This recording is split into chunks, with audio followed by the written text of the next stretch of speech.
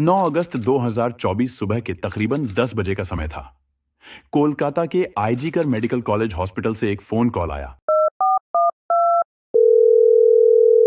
और phone call उठाने वाले व्यक्ति की आवाज में घबराहट साफ झलक रही थी। फोन के दूसरी तरफ से आवाज आई, क्या आप लेडी डॉक्टर के पिताजी बात कर रहे हैं? तब उन्होंने हां में जवाब दिया।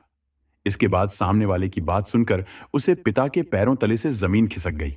उसने कहा, जितनी जल्दी हो सके आप अस्पताल पहुंचे। आपकी बेटी की तबीयत बहुत ज्यादा खराब है। पिता को इस खबर पर यकीन नहीं हुआ। उनकी बेटी जो एक समर्पित डॉक्टर थी, रात में बिल्कुल ठीक थी। अचानक से उसे ऐसा क्या हो गया? वह कुछ पूछ पाते इससे पहले ही फोन कट गया। पिता ने घबराहट में दोबारा फोन कॉल किया और लड़खड़ाती हुई आवाज में पूछा, मेरी बेटी को क्या हुआ है?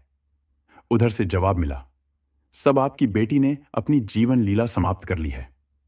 यह शब्द सुनते ही पिता की आंखों में आंसू आ गए। उनकी बेटी जो हमेशा मुस्कुराती रहती थी, जिसे हर दिन न जाने कितने मरीज को नया जीवन दिया, वह अब इस दुनिया में नहीं रही। बेटी की खबर सुनते ही मां भी फूट फूट कर रोने लगी। वह टूट चुके थे। लेकिन अब बिना देरी किए वह दोनों अस्पताल की ओर रवाना हुए। लेकिन उन्हें नहीं पता था कि जब तक वह अस्पताल पहुंचेंगे, यह खबर पूरे शहर में आग की तरफ फैल चुकी होगी। अस्पताल के बाहर भीड़ का जमावड़ा शुरू हो चुका था। हर कोई हैरान था, गुस्से में था कि ऐसा कैसे हो सकता है। वह कौन था जिसने इस निर्दोष डॉक्टर की जान ली? और सबसे बड़ी बात, आखिर क्यों इस बीच न केवल डॉक्टर और नर्स बल्कि आम जनता भी सड़कों पर उतर आई? हर किसी की एक ही मांग थी, सीबीआई जांच और जस्टिस। इस घटना ने इंसानियत को शर्मसार कर दिया था। जिसने भी इस खबर को सुना वह हक्का बक्का रह गया। लेकिन कहानी यहीं खत्म नहीं होती है। यह तो बस शुरुआत है। इस दर्दनाक घटना के पीछे छिपा सच क्या है? कौन है इस बर्बरता का जिम्मेदार? और क्यों? इन सवालों के जवाब जानने के लिए हमें इस रहस्य की तह तक जाना होगा। आज की सच्ची घटना आरजीकर मेडिकल कॉलेज की है। एक ऐसी सच्ची घटना जिसने पूरे देश को हिलाकर रख दिया।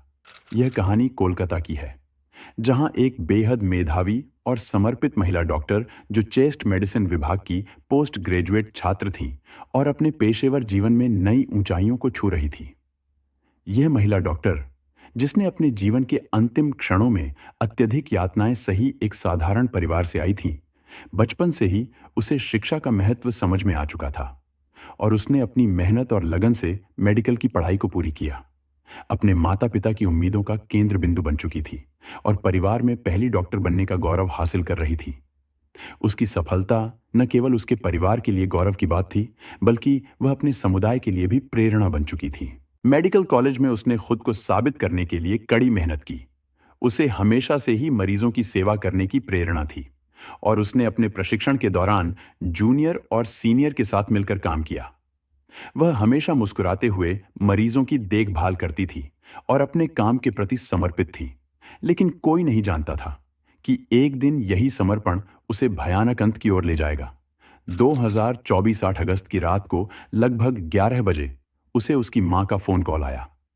मां ने हर रोज की तरह अपनी बेटी की खैर खबर ली। डॉक्टर ने फिर मुस्कुराते हुए जवाब दिया, मां, मैं ठीक हूं।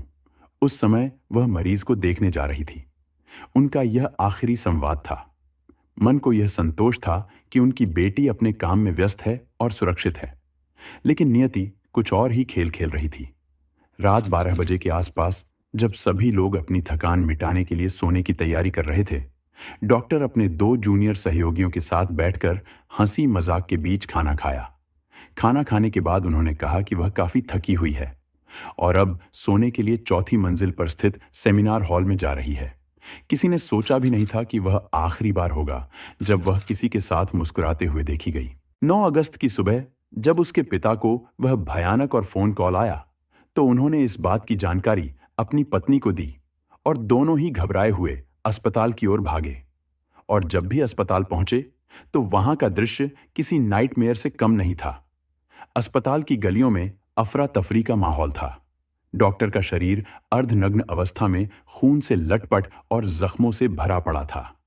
डॉक्टर के शरीर पर जगह जगह चोट के निशान पाए गए और उनकी गर्दन की हड्डी टूटी हुई थी। आंखों आंखों और निजी अंगों से खून बह रहा था।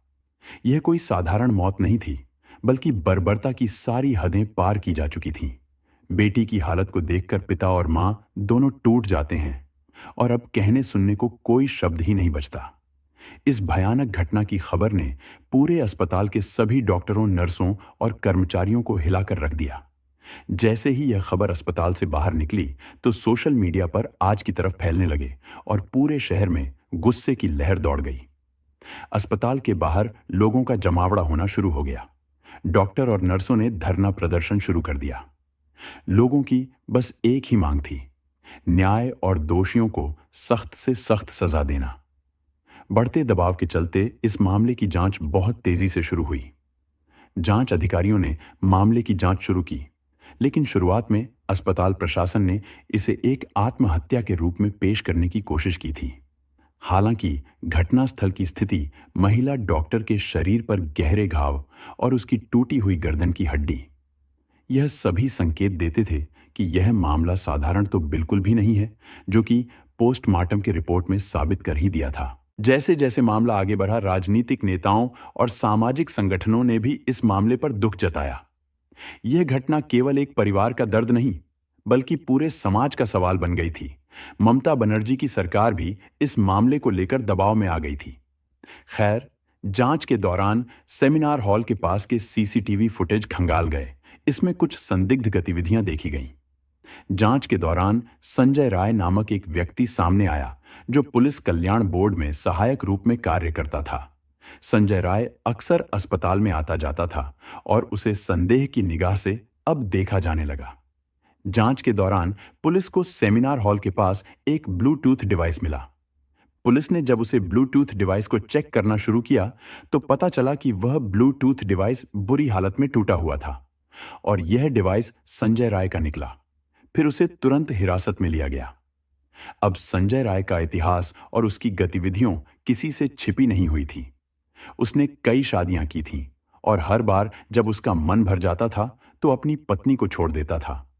यहां तक उसकी एक पत्नी की संदिग्ध परिस्थितियों में मौत भी हुई थी, लेकिन उसे समय किसी ने इसकी शिकायत नहीं की थी और वह खुद को एक पुलिस वाला बताता था। जांच के दौरान पुलिस को कई चुनौतियों का सामना करना पड़ा। संजय राय की गिरफ्तारी के बाद उसने पहले तो किसी भी अपराध को स्वीकार नहीं किया, लेकिन बाद में जब उसे कड़ी पूछताछ का सामना करना पड़ा तो उसने अपने अपराधों को कबूल कर लिया। 8 अगस्त की रात संजय राय ने शराब के नशे में धुत होकर उसे महिला डॉक्टर पर हमला किया।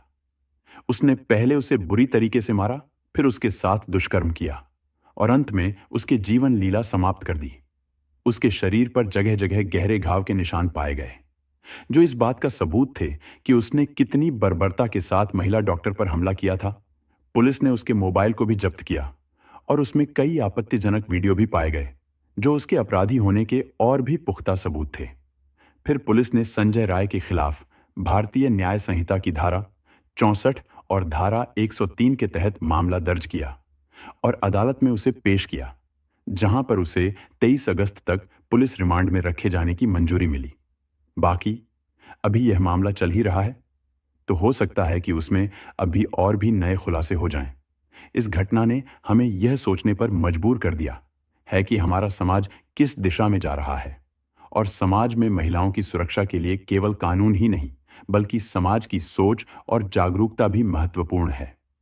हमें यह समझना होगा कि महिलाओं की सुरक्षा के लिए केवल एक कानूनी मुद्दा नहीं है, बल्कि एक सामाजिक मुद्दा भी है, जो हमें बचपन से ही छोटे बच्चों को सिखाना होगा कि नारी शक्ति ही जीवन है। तो दोस्तों, इस घटना को सुनने का उद्देश्य किसी का दिल दुखाना नहीं है, किसी को परेशान करना नहीं, बल्कि आपको जागरूक करना और आपको सचेत करना है।